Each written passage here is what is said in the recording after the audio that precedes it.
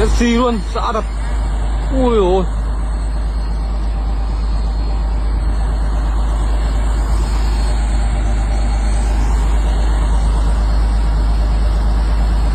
Taxi luôn, xã đặt.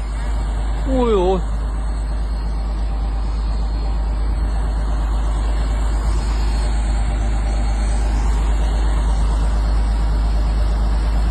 Đây mới về đấy.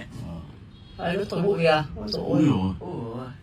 Ui ôi. Ôi dồi ôi. Nó thổi bụi ra kìa. Ui. Đi qua chỗ đấy chắc nguyên bay. Nó thổi bụi ra ấy cô. Nó thổi bụi ra đấy. Sợ ra ngoài không?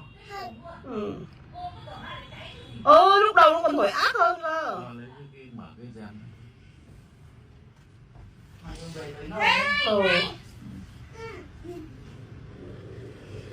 Không biết thằng Bách nó có nào để cho ăn dương này không? Dừng. Thằng Bách nó có nào để cho ăn dương đấy không? Bố ạ. Sợ không? Đấy. Không phải trái nên là bụi. Bố là ba ba. Bụi gió thổi. Tí nước mưa không này? Thôi được rồi, có gì. Chứ cho 1 phút. Bố. Sợ chưa? Các bạn nhìn này, bắt đầu vào bão rồi, sợ chưa? Đi luôn đây.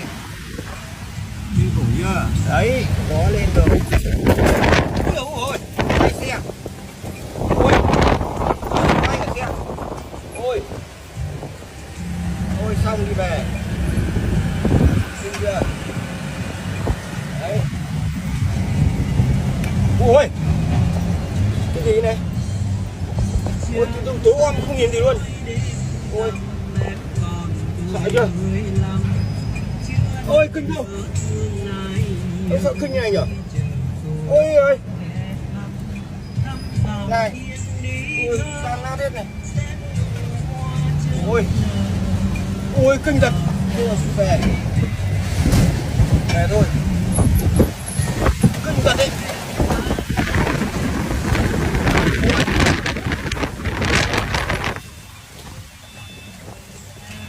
Kinh khủng thật, chưa làm thấy trận nào nó kinh khủng như này.